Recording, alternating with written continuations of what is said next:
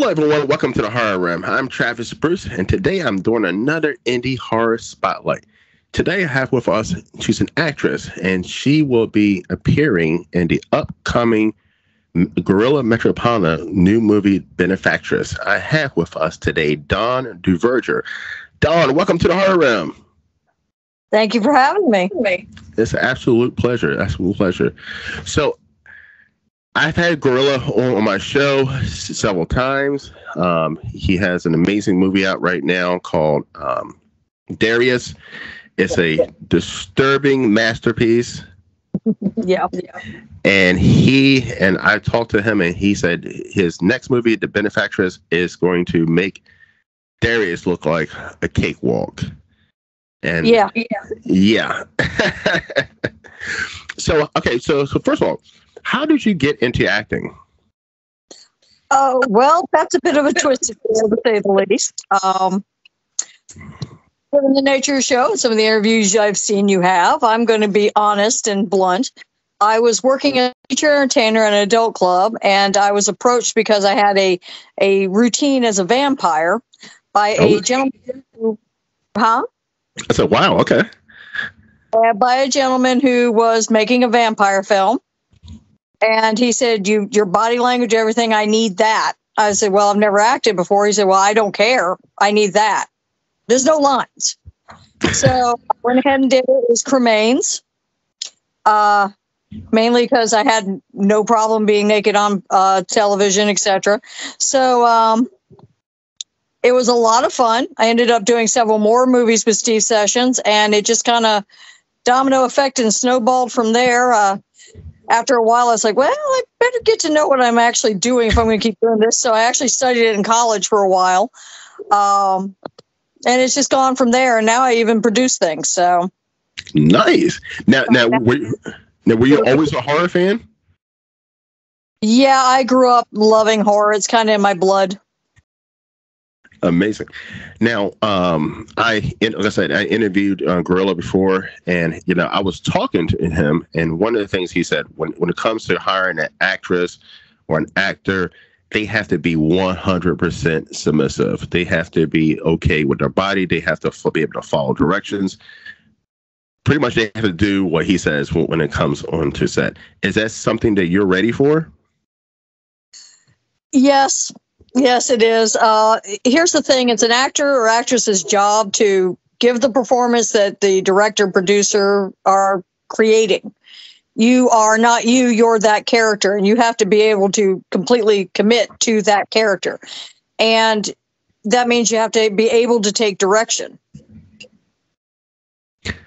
I agree. And he was telling me that he's been searching for the right actress for a while when it came to this role. Now, how did you two come together? I have absolutely no idea how he found me. I'll be honest with you. Message in Facebook one day of, I need you. And I'm like, who the hell is this? And of course, so I'm like, well, all right, I'm curious what's going on here. And we talked, and I listened to what he had to say. I listened to what he wanted. He said, is this something you're willing to do? I said, well, this is something I've never done before. I'm all about diversifying my portfolio. Yeah. He said, this is a challenge. I said, that's exactly the right word to use for me. I love your challenge. Something I haven't done before. Why not? Now, I'm pretty sure we're in the early stages right now. I'm pretty sure you can't really talk about your role or the movie. I can talk a little bit. A little bit. So tell us a little bit about your character in the movie. Well, I'm the lead character. What I can tell you is that I'm a good woman. So what I can say is that I'm more of an aristocratic lady. I come from money and power. I'm very much involved in charity work. I'm bringing abused women from one country into Britain to experience a better life. And that makes me controversial. Though it makes me a great person, it also means that I have enemies. People that do not like what I'm doing. I'm bringing in people to the country and all this stuff. So the best way to put it is things go pear-shaped. I cannot reveal more than that. It's a very polarizing role. Now, when you read the script, what was the first thing that you thought when you saw the role? My very first thought was, how the hell am I supposed to do that? Quickly followed by, I'm going to do that. And then the curiosity got me. I was like, oh, I got to find out. So that was kind of the chain reaction. And then I got to reboot that reaction when he sent me Darius and he said, watch this. I want to make sure you're willing to work with me. And watch it with your husband. I want to make sure he's okay with this. And I'm like, all right. So I watched the movie Darius with my husband. My husband's got more acting experience than I do. So he's sitting there going, huh, what? Huh, what? And I'm like, and there was a whole lot of that. My son, who does film work, he does camera work and such like that. He's a DP on a lot of sets. I'm like, Marcus, give me a look at this. So he's like, what is it? What? Huh? And then after a whole lot of, wait, okay, go back a minute. Wait. Oh, that's what he did. And the simple fact that it made our brains work. We had to sit there and go, okay, what just hit me and where to go? And that in itself is like, okay, yeah, I got to work with this guy. I got to find out, because this is different. This is unique. He's treading new water. He's treading new territory, and he's taking the traditional film model and he's smashing it. He's not just breaking it. He's doing a freaking jig on top of it until it's nothing but powder. And it's like, okay, you know what? Sometimes rules have to be broken. Sometimes you got to stir the pot. Yes. This is an opportunity to be part of something that's going to set some new standards. Yes. Now, one of the things Guerrilla does, he prides himself on, is going down that road when it comes to perversion and madness. Yeah. Now, a question I've always wanted to ask actresses who, have sex scenes, who are not afraid to show sexuality. And the ones who are married, who have partners, like, what is that like? So how does your husband feel about you being naked and having sex scenes in movies? Well, it's kind of a mixed bag on that one. And I'm not saying that I'm doing that anytime soon, but having done it in the past, and that's all over the internet, so it's real easy to find. Can't hide that one. That one's out the bag. My husband and I kind of met doing it. When I got recruited for Cremains, there was a bit of a issue with assistance, and my husband and I had just started dating. And I was like, "Hey, do you mind helping with this? I'm going to be naked in a hotel room with another woman. Do you mind?" Like, yeah, no problem. We got this. Up, right? The next movie, he's in it with me. And so it's kind of like, okay, this will work. And then there's a couple of ones where I've had to be married to somebody else as the character or something. A succubus devouring someone after seducing them, things like that. And he's like, hey, it's a movie. It's a character. It's not you. At the end of the day, you're the one. You're going to come home to me. Nothing real's happening. So. You say I love you to another character. It's a character to a character. Yes. It's not away from me. Because I mean, it definitely takes a man, or it takes a person, I would say, who is not jealous, who is comfortable with their partner and themselves, to be okay with their partner being, naked or having sex scenes in movies. I don't think I could do it personally. I mean, I don't think seeing my partner, naked for other people to see, I don't think, me personally, I could be like, you know what, I'm okay with this. This is the art. So, I mean, it definitely takes a certain minded individual. Well, it was kind of an agreement, because if he was in a role, I kind of have to be the same way. Yes. So, it's a very long, in-depth discussion when we first got serious. It's like, we going to do this? Yeah. All right. Here's the rules. So We don't break the rules, we're fine. But yeah, he as he put it to Guerrilla because Guerrilla insisted that he be part of the first Skype meeting to discuss things. He's like, I want to make sure your husband knows everything. Mm-hmm. And he's 100% transparent on all of it with us. And I think he was surprised when my husband's like, I trust my wife. If she says no, it's no. She says yes, it's yes. Period. And he was like, oh, okay. Yeah,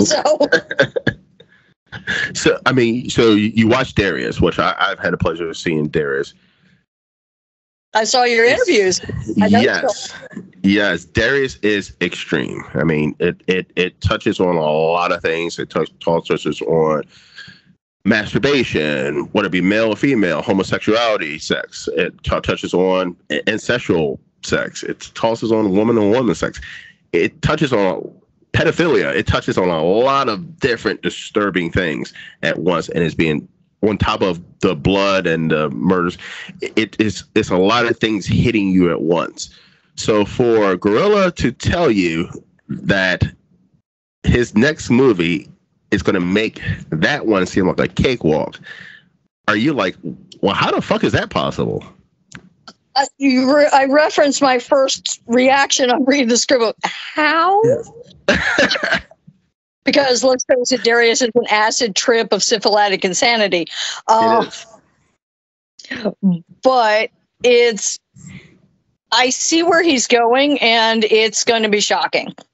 That's one of the reasons for all the secrecy, because it's like Darius, you have to get the mental whiplash. Yes. And that's exactly what it is. It's a mind fuck for, what's it, an hour and 17 minutes? It's an hour and 17-minute mind fuck from beginning to end. That you're like, this is, like I said, this is dirty. This is disturbing. But I can't stop watching. It's like a train wreck. You're rubbernecking the entire movie. You're sitting like, there's bleeding. I can't stop looking. What just happened? But you got to remember that people who break boundaries, I mean, it's not for everyone. It's definitely not for everyone. It's 100% not for everyone. But if you take a film class, and I took too many of them, are you going to watch a safe movie or Clockwork Orange? Yeah, Clockwork Orange. I mean, you want to see something new, something fresh, something that... Look at things like Fellini. At his time, everybody didn't know what to do with Caligula. Nobody knew how to react to Roma or Satyricon.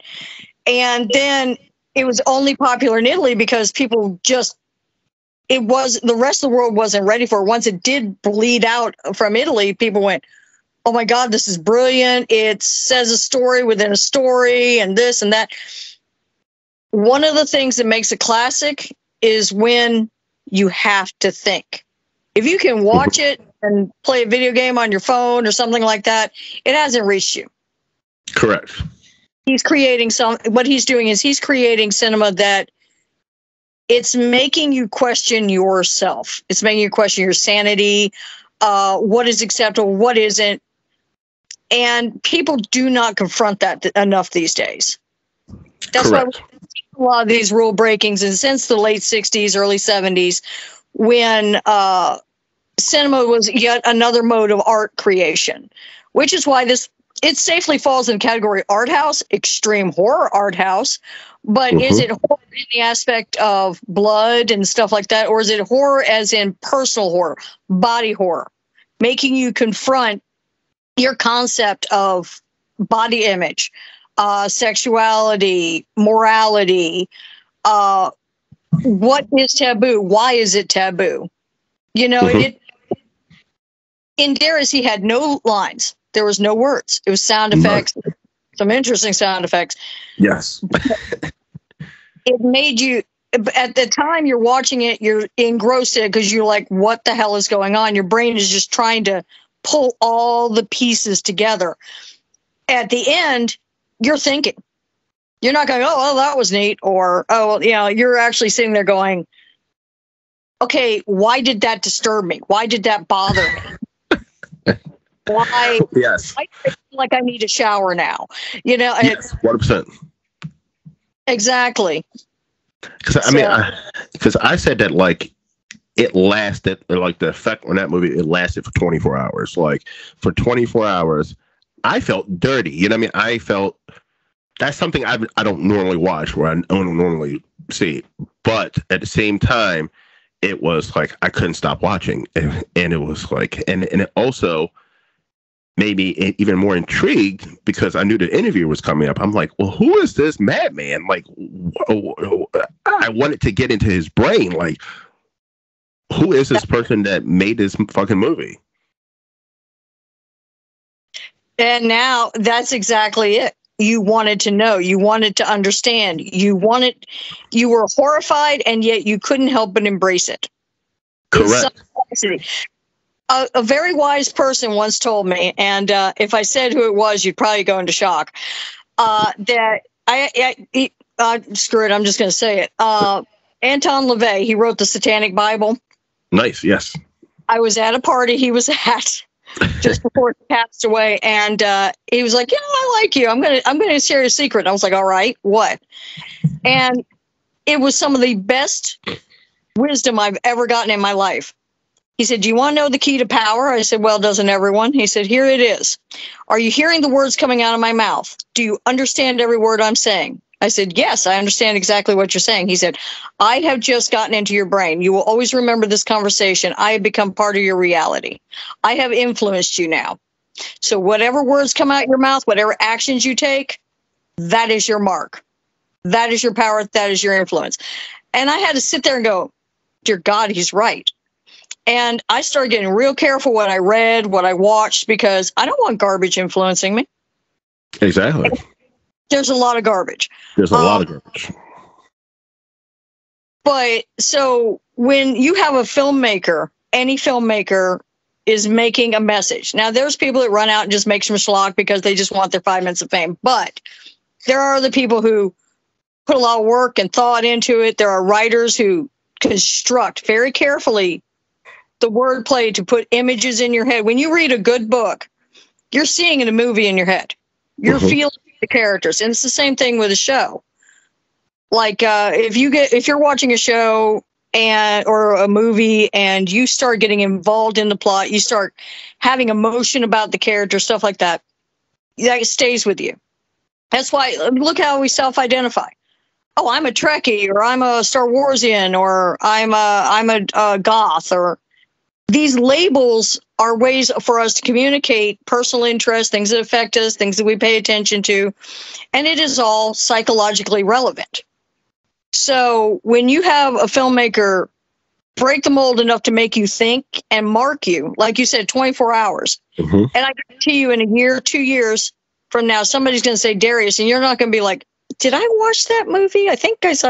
You're going to be like, oh God, yeah, that thing. Yeah. Oh, hell, that left a mark, and it made you think about yourself. And it was his communicating, and it was his influencing the world around him. Now, that influence is terrifying if you stop and think about it, but yes, it is, and it is creative. It is.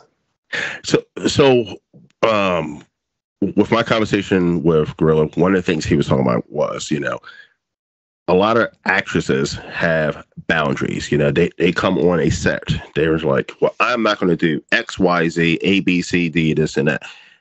Yeah. And a lot of actresses feel like they have control of the film and what they're going to do and what they're not going to do, which I partially understand. But at the same time, the director is the boss. I mean, he is the one who's guiding. He's the leader. Now, and he said that, he will not hire a actress that will not be 100% submissive towards him. Now, when it comes to as an actress, are there any boundaries that you're like, I'm not going to cross these boundaries? Or are you like, what, I am going in, I'm going to see what this filmmaker's vision is. I'm going to follow it all the way through. The best way to put that is I will commit to a character. I will commit to the direction. Character-wise, performance-wise, my boundaries are to the situation. Personal boundaries, I am the one that gives permission to touch me. I'm the one that decides to be naked, stuff like that. But that being said, it is my decision. Mm-hmm. So here's my take on it. It's a power play. It's an agreement. It's an understanding. A lot like a marriage. You know, there are things that my husband knows, God help him if he even tries it. And that he knows he's going to get away with because he's my husband. Mm-hmm. When you've got a director and an actress, it's the same sort of thing. The actress needs to commit to the character, or actor needs to commit to the character. And while you are on set, you are that character. Now, if you want to be shown in your best light and you want to be shown for your best performance, then you're going to follow the direction of the director, because the director is the one making you look good, making you look like that character. In some cases, making you look horrible because that's your character. Yeah. And your best interest in doing a quality performance is following those directions. Now, I will say that if any director asks you to do something as an actress and you're uncomfortable, and this is kind of directed at actresses, and you are very uncomfortable with it, first of all, you should have asked everything that role entailed. Do not commit to something unless you know you can do it. Don't say, I'm willing to be topless, and then go, oh, I don't want to. No. Yeah. If you do it. If you find out, if you're curious or you're not certain, ask questions. Because otherwise you're wasting everybody's time, because a production doesn't happen in an isolated bubble. As a person putting together production right now, you have all the players, you have your cast, they all have a role to play, your crew all has a role to play. Don't say, oh, I can do sound, and then be afraid to hold the mic close enough or whatever. No, you just don't do that. Or, oh, I can do camera work. Oh my gosh, she's naked. Believe it or not, I've seen that happen. But you didn't read the script before you signed on. Mm-hmm. So the director's job is to ensure that happens. So if you're an actress, if you do not ask questions, you kind of got yourself into this. And people have committed money and resources and time to it. So that's not fair. However, also, if things change, say you're on a set and what it happens is not something that was discussed and is too far. Excuse me. Don't do it. Because at the end of the day, you got to live with yourself. Yes. You know, so it's what I like to call a Damocles. You know, it cuts both ways. It's your responsibility to be aware of what you're getting into. It's your responsibility to commit to it. It's also your responsibility to ensure your own personal safety and sanity. I agree. So, but he has been, one thing that makes me comfortable with Guerrilla is he has been 100% very blunt. Oh, he's extremely blunt. Yes. And he's been, okay, this is it. And making sure my husband hears every word that's being said. He's gone into great depth and detail, explained to me exactly how these things are going to happen, what order they're going to happen in, how he's going to do different things. Because he knows that I'm also in different aspects of the film industry. So he has no problem saying, oh, I'm going to do the shot this way. This is the camera I'm using, stuff like that. So some of the mystery is gone. I still am curious how the hell he's going to do it. But he's doing something new. He's creating technique. Mm-hmm. Which is exciting. Yeah. So, yeah, I can commit to this role because I know what to expect. So it's not uncomfortable to do so. So, as a horror actress, you've been a horror fan for a long time. I would say at least 40% of the time, if you know that you're going into an indie horror role, since the beginning of time of indie horror, I've been an indie horror fan since the beginning of time. Nudity and sexuality is part of indie horror. It's 100% breasts, sex scenes, all that is. If you since the golden age, as I call it, the 80s, where I grew up, nudity, the golden ages of horror, but like nudity and sexuality has always been a huge part of horror. And I've seen, and we're now in the PC culture. We're now into a weird place in the world, I think, where, where we can't do something. Let's switch things up and and now I see a lot of indie horror that are afraid to be risky. They're afraid to show nudity. They're afraid to show sex scenes. And I talked to some of the indie filmmakers off camera, and they're saying, "Oh, the reason why, because I don't want to offend anybody. I don't want to say, hey, do you mind being naked in the movie or this and that?" And but isn't that something that is, if you're an actress getting into especially indie low budget horror movies, isn't that something that you probably or should already know, that nudity might be on the table? Okay. When I first started, absolutely, that was the case. As you said, it's become almost taboo to, oh, Lord, we don't want to offend anyone's sensibilities. Yes. Can you tell I'm in the South? Yes. But unfortunately, here's the thing is that means you also have people, the younger people especially, millennials still, yeah. When you get into the, I guess it's Generation Z and stuff like that, they've been raised with a mentality that it's okay to be offended by everyone and everything, and you can voice your opinion about it. But here's the thing: it's okay to be offended, but judge not. As my mother would say when people were shocked by her art exhibits, because my mother had some shocking art. Gee, I wouldn't know where I get it from. If you don't like it, don't look. You don't want to get naked? Don't get naked. Don't do it.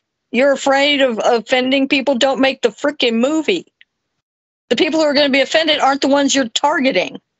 Like I said, I'm a filmmaker as well. Okay, I've got 30 scripts sitting on my desk. I could show you right now. And about half of them have nudity in. Half of them don't. Mm-hmm. But that's because they're different types of movies, and or shorts, and they're going for different demographics. Correct. The short I'm about to film next month is appealing to more of the film noir. They didn't get naked in the 40s. This is all black and white stuff like that. However, I've got another one that is going to be filmed early next year, where you have strippers and cannibalism and all kinds of fun stuff, sometimes at the same time. That obviously is going to appeal to the people who want the sex and violence. Because at the end of the day, throughout history, all the way back to, look at the first written stories. Mm-hmm. Sex, death sells. Sex and death is what we have in common. What are the two oldest, most revered in history jobs? You have prostitution and soldiering. Yep. Sex and death. Blood and boobs go together. It's just a fact. It goes together, and it's always gone together. Like you said, boobs and horror go hand in hand. It really does. And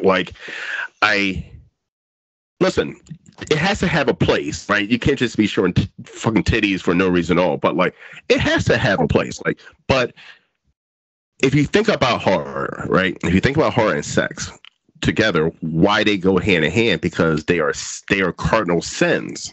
You know what I mean? They're cardinal sins, and that's what horror has to deal with. Horror has a religious undertone, believe it or not, in it, where it's taboo. We're going to break these sins that the Bible or Christianity has established. We're going to break these sins.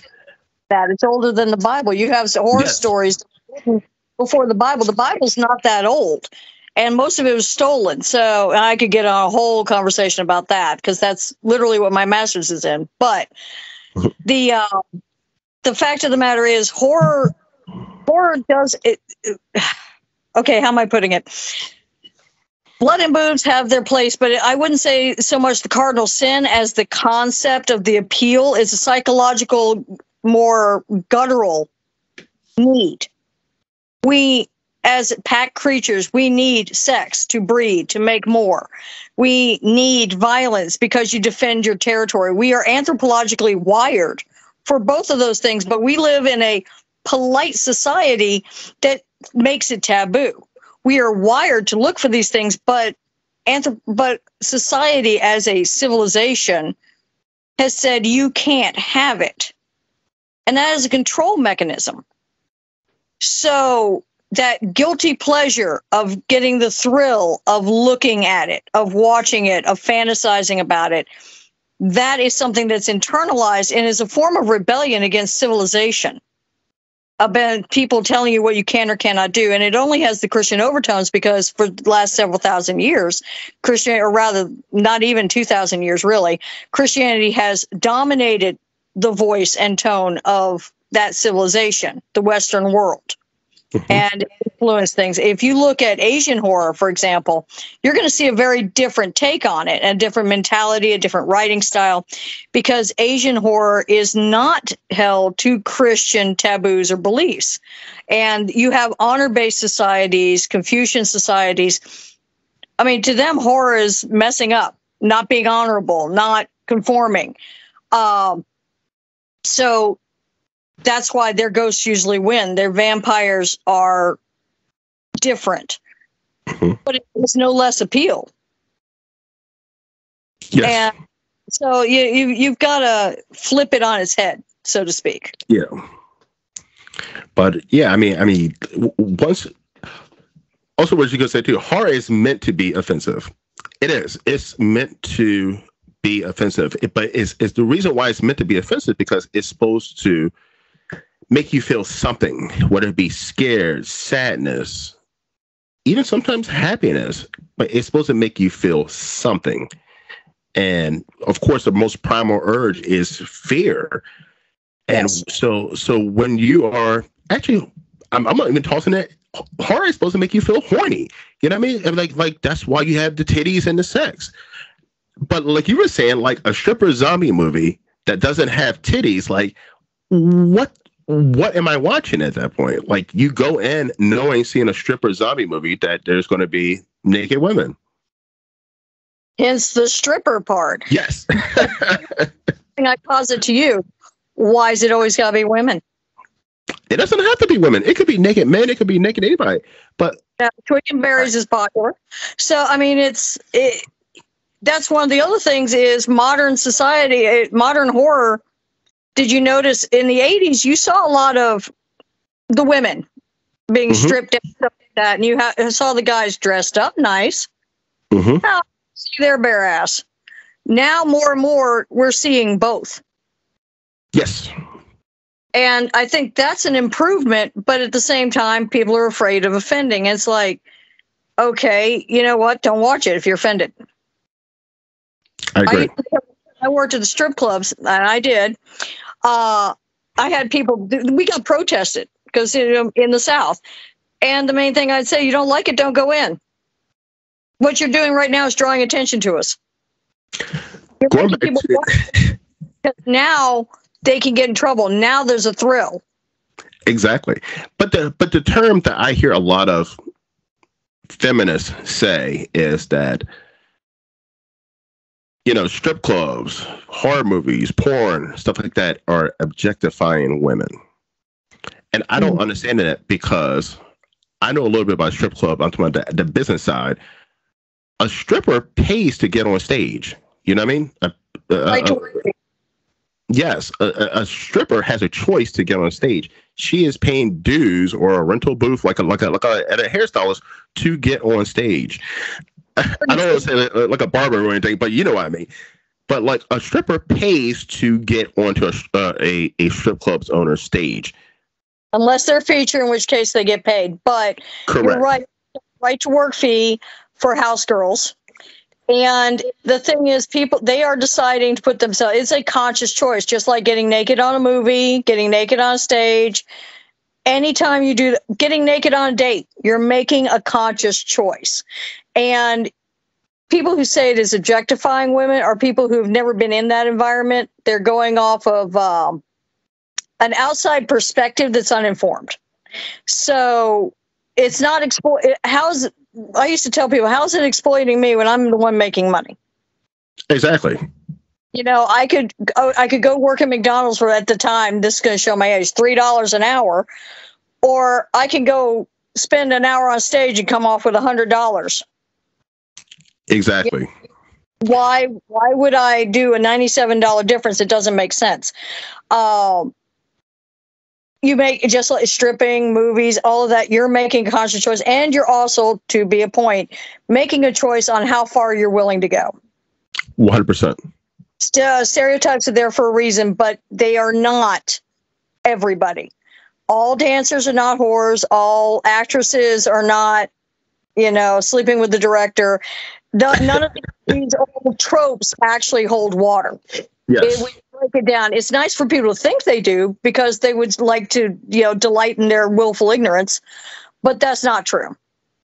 Yes, and I mean, even with comes to strip clubs, like a lot of strippers don't do lap dances. That's their choice. They're like, I don't mind being on stage, but I don't want to do lap dances or whatever. Like I just never understood. But even like when it comes to porn or even like you said, horror movies, I never understood why a lot of feminists say it's objectifying women. Objectifying women is something like in the 70s when there was pimps and hoes, where a pimp would force a woman to go out there and sell the body and take majority of her money.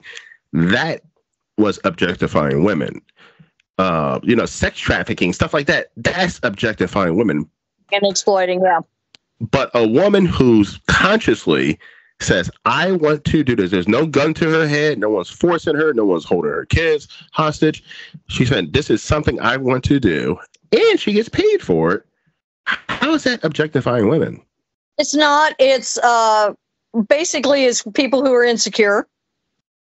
If there's a woman who's insecure about her own body image and she sees her man watching that horror movie with the naked boobs, or she sees that credit card charge for, 2 lap dances. Well, not that it shows up like that, but we're smart. Well, they are smarter than that. I'm no longer in that area, but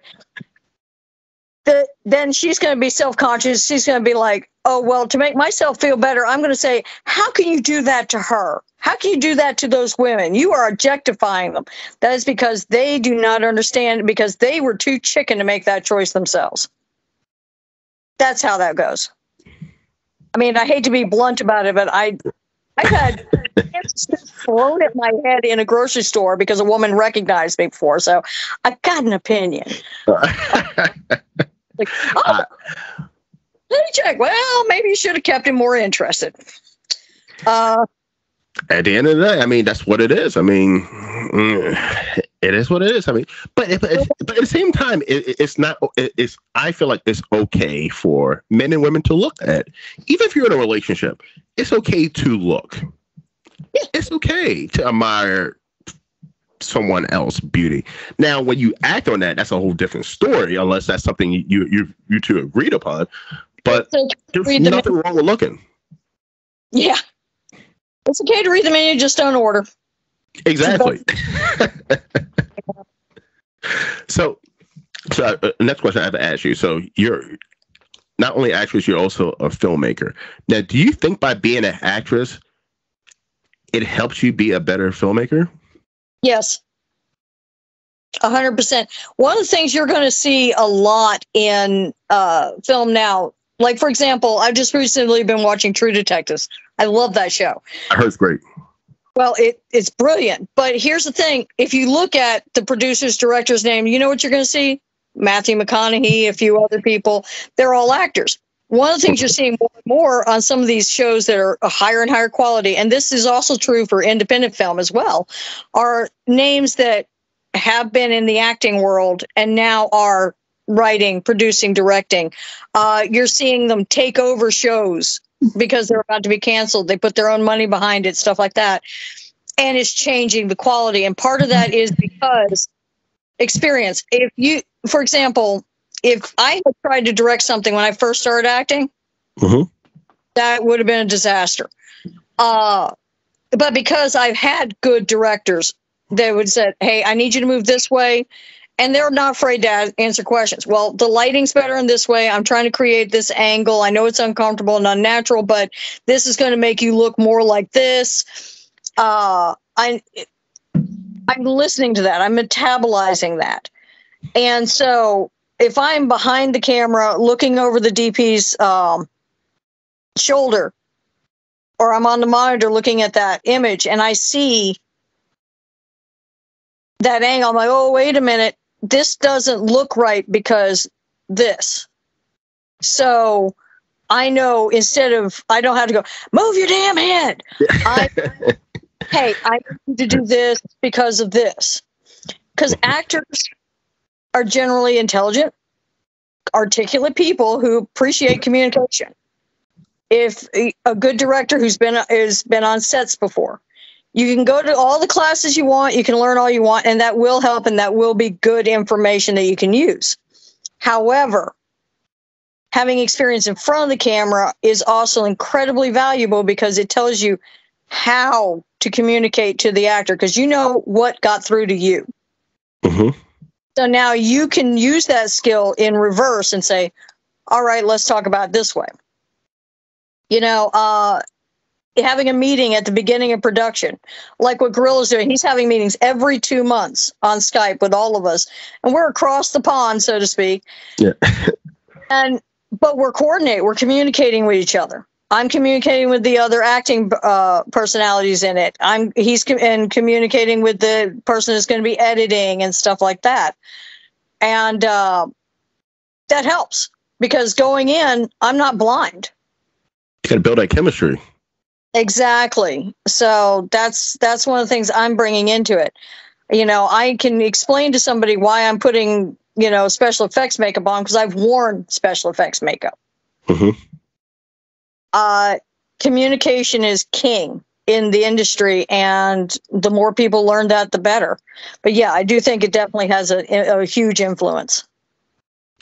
Now, bringing back to something you said, when it comes to actors and actresses, do you think they should meet each other before, you know, you start rolling and like build that chemistry? Because I mean, in big budget movies, they have them, you know, before they even start production or anything, they have them sit together and talk and build that chemistry because you kind of need that real life chemistry to show on camera. Do you think that's important? I think it's incredibly valuable, especially if there's anything intimate. And when I say intimate, I don't just mean sex. I mean, like, for example, if there's a character that your character's going to have to hate, developing a rapport first off is, you know, you can run it through your head all you want until you're face to face with that person. It's difficult to really emote it, especially if it's affection or sorrow. I mean, if you're actually getting into it, now just a choreographed fight scene, yeah, you have to practice. Yeah.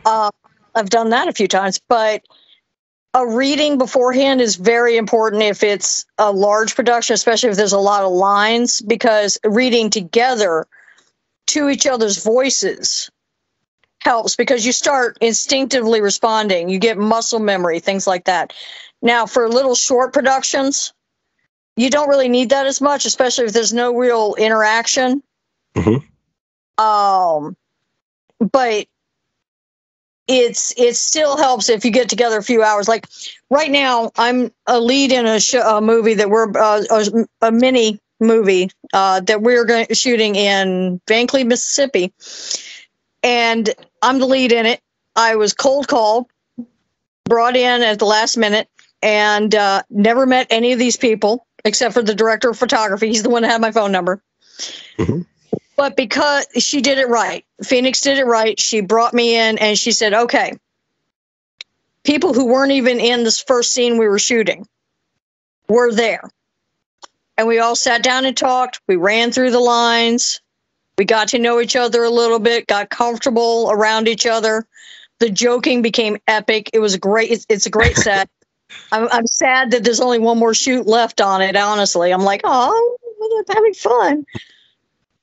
But as a result, like the two of the characters, we hate each other. We're enemies. Yeah. Biggest jokesters on that damn set. So, but she did it right. She brought everyone together. And so now Sour Cream Man, that's the name of it. Wow. Yeah, I was skeptical when I heard the name, but it's actually coming together. It's going to have good chemistry. It's got good flow. And part of the reason is she did that. She said, all right, we're on the budget, but you know what? I need you to spend the next hour or so, go talk. Here, have tacos. She made tacos. We talked.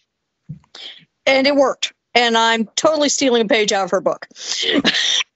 Because I can imagine right now, I've never acted in a movie, but I can imagine right now, let's say if I have a wife or a girlfriend in a movie and we're going to be in a lot of, majority of the movie together, I would feel like, okay, now showing up on the first day of production and act, and now we're going to act like we're intimate or we're a couple. I don't feel like that's going to show compared to maybe a week or two, or her and I just Skyping or just getting to know each other. I think that would be a lot easier. Agreed. And I have to say that is absolutely a big deal, especially if there's intimacy. Like I said, if the short I'm filming in a couple of weeks, the person playing the secretary, the person playing the professor, you barely put them in the same scene. They don't have to meet beforehand. No. But the guy who's walking in delivering the bad news to the professor, he's in the room. They're having a conversation. They're across from each other. The war's in it. It's a big deal. Those two have to meet. Those two have to talk. Yes. Yeah, they're only exchanging lines. There's two guys. They're not going to be kissing or anything. They're not enemies. But if you want them to establish that friendly rapport of, oh my God, the war's in it. Oh. Exactly. See if they feel comfortable talking. And that's why Guerrilla's doing the whole Skype meeting every 2 months. We're all on it. And we're all talking, and it's mostly about the movie. It's mostly about what's happening. But it's also getting to know each other. He encouraged us to talk offset, to make different groups so we can ask each other questions. We had a fun hour-long chat back and forth about glasses. I'm like sitting there going, what do I wear? But we're going to be more comfortable. As a result, it's not a case of, hi, I'm the American weirdo coming over. Like, who the hell is he? Okay. We've actually established a rapport. It's just having to be done this way because we all live in different places. Mm-hmm. I agree. Now, Dawn, where can everyone find you? I've been doing this a while. Be more specific. Oh, your address. No, I'm joking. Well, where can they find you on social media? Well, I've got Facebook, Instagram. I've just started Threads. Slasher. Are you on Slasher yet? I'm on Slasher app. Yep. Love that app. So, Twitter or X or whatever you want to call it. I swear, you put X on there, I'm like, you forgot two of the X's, guy. See, I don't fuck with Twitter. I don't. I just never got into Twitter, X, whatever the fuck's going on. But I just never got into that. The personality's not there. Facebook, yeah, personality. I miss MySpace. I miss it too. Listen. I was telling someone I did not want to transition over to.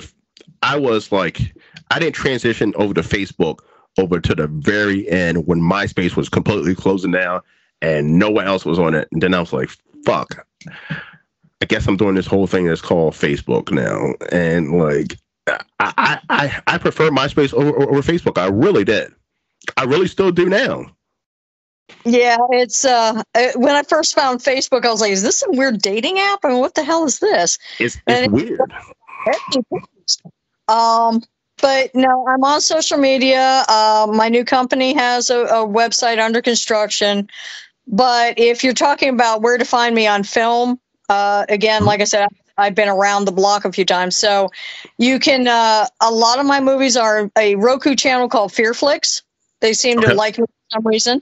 Amazon Prime, Tubi, Freevee. I popped up on a lot of them. Briefly was on Netflix. That was fun. I got a phone call. On Netflix. Okay. So there's streaming. There's DVDs for sale. I know that first one I was in just got signed with a new distribution company, so you can find Cremains and Aberrations and Malefic and like that on things like that. If you want to see the younger, slimmer me. But I've done a range of characters, everything from the naked succubus and vampire all the way up to in Interfere, I'm a little granny. I've got the old Really? makeup on and everything with the gray hair and and I'm talking like this, whacking zombies in the head with a skillet. So I took the role because I was like, wait a minute, I'm not the bad guy. I get to be the good guy. Shit, yeah, I'll do it. Then they're like 80. I'm like, but that's I'm not a scared. But Dawn, I'm actually scared. I'm not scared, but I'm like, what the fuck is Benefactress going to be? Like, I'm like, what the fuck is that going to be? Like, I'm like, poor Dawn. Does Dawn know what she's getting herself in for? I'm like, this poor lady. Like, what the fuck is she getting herself into? What the fuck is the Benefactress? Oh, what Tell me that Darius is a cakewalk compared to this shit. Maybe he's hyping us up for something.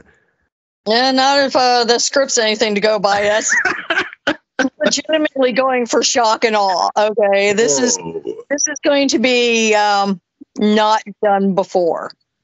It is not going to comfortably fit in a category.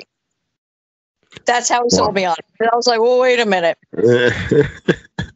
It's not strictly speaking horror. It's not strictly speaking porn. It's not strictly speaking drama. It's not strictly speaking thriller. It is, we're going to take a little bit from column A, B, C, D, Z, something over here that's a non-Euclidean number. We're going to throw it together. We're going to string this story together, and it's going to make you scratch your head. So what has he got me into? That's a really good question, and I don't think it has a name yet. Because he told me that he had 3 or 4 nervous breakdowns making Darius. Yeah. How many nervous breakdowns do you have from making this one? Shit. Oh, I'm predicting a lot. I'm more the poor editor that's going to be, suffering slings and arrows of sanity. But I am so curious. To the task, so we're going to see what happens. But yeah, I'm worried for both of their sanity checks. I expect some interesting phone calls in the middle of the night because of the time difference of what? Okay. He has a good support network. He has his wife and like that. So, I think he'll be okay. Maybe. Listen, I'm telling you, Darius fucked me up for 24 hours. He's actually sending me an autographed copy of the DVD that I'm probably never going to watch, but like I just want it for collecting. I don't think I'm going to force myself to do it. Now I'm going to force myself to watch that movie one more time. But I just felt so disgusting after watching that movie, and it's disturbing. I mean, that's the best way, but this is the way I categorize. I said it is a disturbing masterpiece. It's a fucking masterpiece. I mean, it is beautifully shot. The images, the fucked up horse noises, random horse noises and shit. Like, it is a fucking artistic, disturbing masterpiece. And I am terrified to see what the Benefactress is, but excited. So what you do is when your copy comes in, you have a viewing party, and you sit back and you watch the faces as the other people watch it. Oh yeah, that's a good idea. Really want to? I got this awesome movie to watch and not tell them anything. Just put that in. Well, I just really want your opinion because I'm going to do a little piece on this. I already did one piece, so I'm going to film your reactions. Give sign a model release, and then you put that up. So this happened. And then they're gonna think that I'm like into some weird shit or something. They're gonna think I'm into some weird shit that I'm already into. You know what I mean? Like, what the fuck is wrong with him? Like, you enjoy this movie? Okay, like, all right, fucking weirdo. Yeah, just make them wonder. So what is going through there?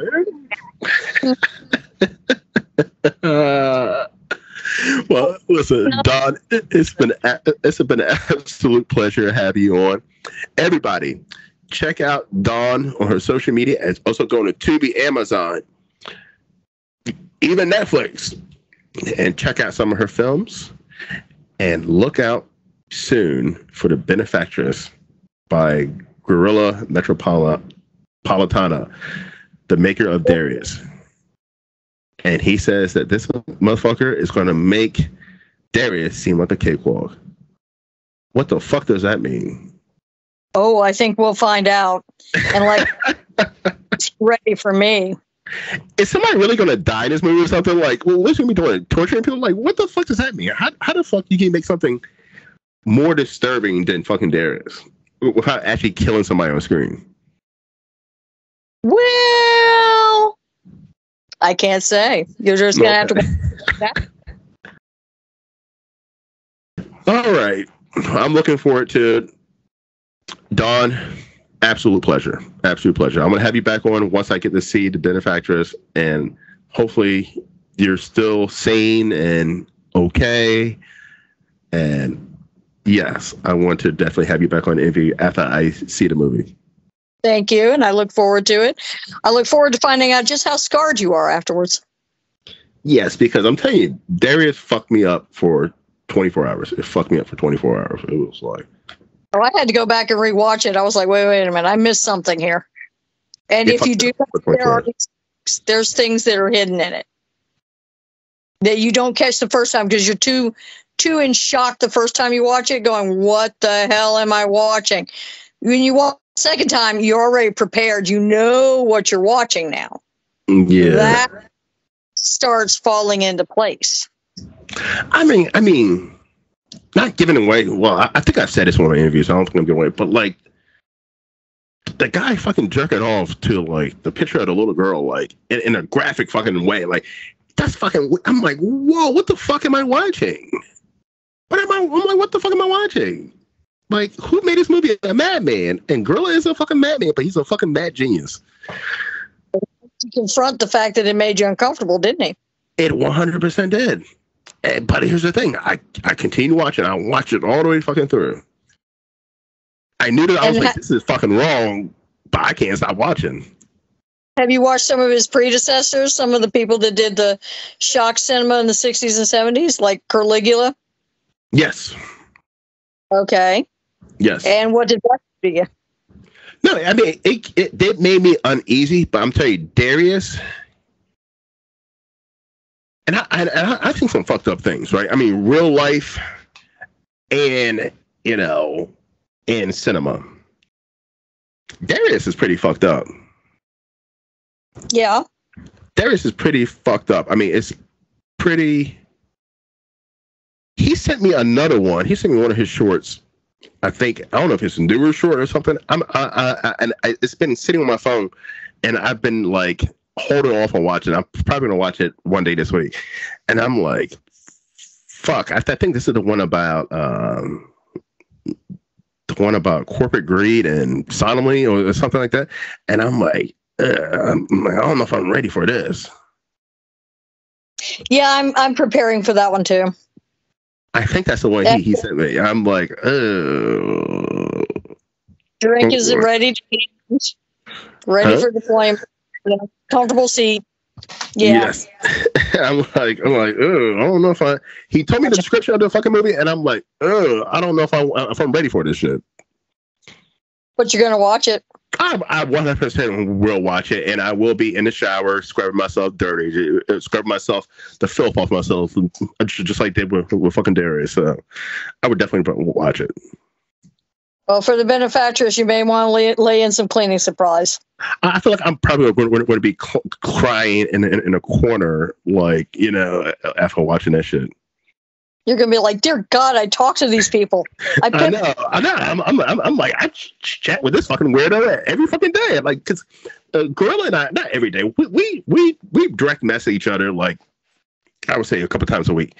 So, it's just like, hey, what's up? What's going on? You know, boy, that interview we're doing is fucking killing it. I'm like, getting views. I'm like, I know, still fucking killing it. So we like chat back and forth. But I've never ever met someone. I've met a couple people like him. I've met only a handful of people like him, and I told us in an interview, I said, I've met a handful of people. Everybody says it. I don't fucking say it, but everybody says this. I don't give a fuck what anybody thinks about me.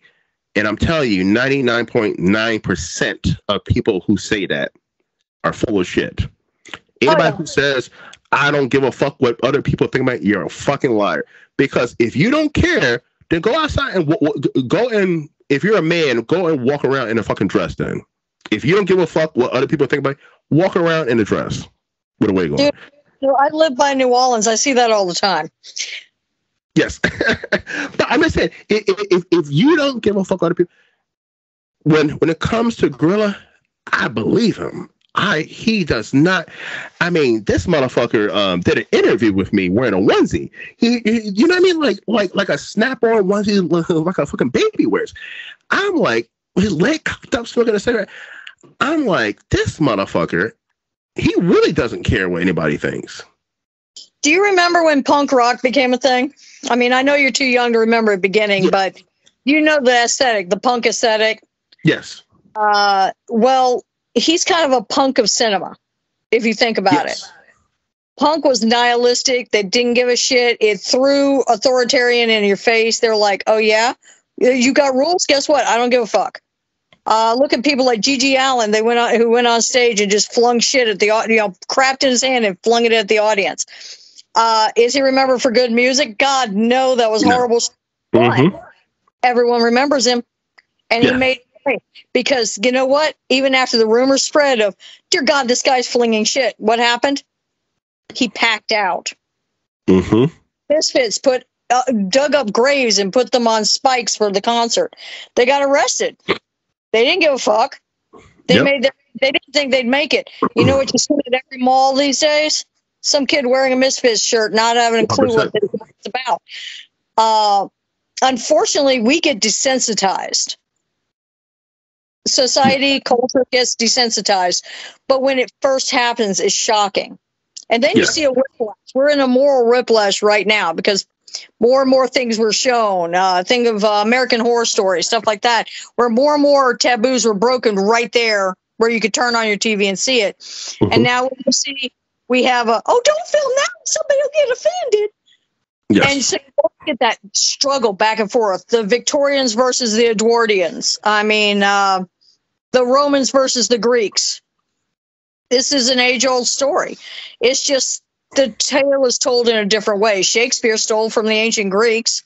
Mm-hmm. Modern cinema steals from Shakespeare. So what happens if a punk wants to be a punk and throw it in your face? They're going to invent new ways to do it. I'm telling you something right now, Dawn. I do not edit any fucking damn thing I say or any motherfucking interview. Yes, I do. I lose subscribers. I lose a lot of fucking subscribers for some of the shit that I say. I do not give a flying fuck. If you don't like what I say, you can unsubscribe. I don't give a fuck. But because it's my fucking opinion, it's my fucking show, I can say what the fuck I want to say, right? I don't say anything crazy to offend people directly, if that makes any sense. But some of the things I say can be offensive to certain groups of people. I'm just speaking my opinion, and I'm speaking honesty too, I feel like. But I have so many people that come on my show and they say XYZ, indie horror. You know, you're not supposed to be afraid to offend people. And they say after an interview, can you cut that big old section out when I said XYZ? And I'm like, I don't even think that's offensive. I don't even think that's no, it's not offensive, but I don't want to make someone uneasy or something. And I'm like, okay. Offended, they're going to get offended. You could do absolutely nothing wrong and they're going to get offended. I mean, I hate to say it that way, but it's just, if somebody thinks that, okay, I'll put it this way. Like I wrote a comic book not too long ago for Silver Phoenix. I write for them. And immediately I had a couple of people go, oh my God, you're going to offend African Americans. I'm like, how? Well, the demon shows up as an African American man. Like, yeah, Cape Cod is an African-American man. He was a crooner. He died in the 1920s. He made a deal, and now he does this. And they're like, well, isn't that going to, vilifying African-American males? And I'm like, he's the one in control. Well, I lost 10 subscribers I want to say last week or the week before, and I know what video it was specifically for, and it was. But here's the craziest part about it: it's me, a black man, talking to a black filmmaker about black men, and the weird part about it is white individuals were offended by the way him and I were talking to black men about black men. How does that make any fucking sense? Because we've got toxic fandom now, and you're just as much a victim of it. How does that make any sense? Two black men talking honestly about black men. How does and white people are offended by that? How does that make any sense? Because they were told to be offended. They were taught, oh, you're supposed to be offended by this. Well, you know what? It is a good idea for people to be taught not to be racist. I agree with that. I'm not racist. I hate racism with a passion. However, that being said, anything taken to an extreme is dangerous. Yes. And now you have, in generations, indoctrinated into feel guilty for thinking anything that might. And so that's why you've got now, whereas before you had generations of Caucasian Americans, for lack of a better term, being told, oh, they're inferior, treat them like shit, they're different. Then the whiplash of, oh, wait, there's laws against that now, we got to be quiet. Now you got the whiplash of, oh, no, I have to prove I am an okay white person. And yes. I ain't going to nothing, you know. And the thing is, that's not fixing the problem either. It's not. It's looking at the person as another person. You want to get offended, don't get offended because of the color of the skin. Get offended because they did something to you. But you can't force people to think another way. If someone is racist, you cannot force them to say, hey, this is the way you should think. No, they got to come to that conclusion on their own. And like, I just, listen, to me, like, the whole fucking, but we're also in this culture too. And this word drives me fucking nuts. And it's mostly, I hate to say this is not me being sexist. Please don't cancel me. But it's mostly women who say this fucking word, and it drives me, it makes my nuts hurt every time they say this fucking word. Well, that's a generalization. That's a generalization. That's a generalization. The fucking world is a generalization. What the fuck do you mean? Listen, a group is based on the majority, right? Every group is based on the majority. Am I wrong? So, like, yes, of course, everybody in a group doesn't do something. You know what I mean? But if the majority of the fucking group does something, that is what people base their judgment on and their view on, which I mean, it's the way it's always been. But you got to be willing, you got to have the chutzpah to look yourself, check yourself. I keep telling people that. It's like, don't slap me into a category because I'm white. Don't slap me in a category because I'm a female. Newsflash, I'm a mutt. I got a little everything in me. Mm-hmm. So white, I'm not Asian, I'm not Hebrew, etc., because I'm all of those things. I'm not gypsy. I'm not, you know, I've got all that in me somewhere. No, I'm a female. I probably slept with more females than you have. Yeah. No, but if I made a statement right now, if I said that most heroin addicts, right, that get off of heroin, have a huge chance of relapsing back on heroin, right? Which is true, which is 100% true. Yes. You cannot come to me and say, well, Travis, that's a generalized statement because not every heroin addict. I did not say every fucking heroin addict. I says that majority of heroin addicts have a bigger chance of relapsing. That's all I'm saying. That's a fact. It's a fact. And of course it's not every former heroin addict jumps back on heroin. Of course, it's never every, but a huge percentage do. I mean, it is what it is. Yeah, most people don't want to face their own ignorance. I mean, look at our education. You want generalization? Try the American education system. People, I had to homeschool my kids because they're not teaching history, sociology, not even cursive. And you want informed voters. You want informed people making decisions as adults about their own opinions. What do? You got to give them information to base it on. So what happens? You have people generalizing, and then you have people reacting to generalizations and labels. If your history book has 3 pages on World War II, how are you going to know what the hell anyone was fighting or dying for? If it has 2 pages on slavery that doesn't actually encompass slavery, they're not going to understand it. They're going to understand that it happened, it was a travesty, it was wrong. But just saying, oh, that was wrong, that doesn't tell them anything. That tells them it was wrong. Okay, well, why was it wrong? Why should you feel bad about it? Why should you feel bad about it when you had nothing to do with it? It happened how many hundreds of years ago? And I see that all the time living in the South. I had somebody just literally yesterday confused because they said, well, what product lines are you going to have? I said, I'm going to have horror comedy, I'm going to have paranormal, and I'm going to have documentary. And they're like, well, what's your first documentary going to be? And I was like, it's going to be about Jim Crow laws. Well, as a white filmmaker, don't you think you're being racist? I'm bringing it to attention, folks. Listen, you can't say nothing. You can't do anything anymore because everybody gets offended, and it fucking drives me nuts. It's why I upset a lot of people because it drives me. I mean, even when I did that Face of Horror thing, and I was like, "Hey, this competition." I said, "It's a fucking scam," and I said, "Well, Jason Keenhodder is part of this scam, so I mean." I don't know if he's aware of it as a scam, but he's a part of it. So I'm assuming, oh my God, Keenhodder is the nicest man ever. Blah, blah, blah, blah, blah. I never said Keenhodder was not the nice man. I met the guy 2 times. He's a nice guy. But it doesn't take away that he's part of a scam. That doesn't take away from it. You know what I mean? Like, it doesn't. I'm pretty sure Jeffrey Dahmer was there's somebody out there that says that Jeffrey Dahmer was a nice man.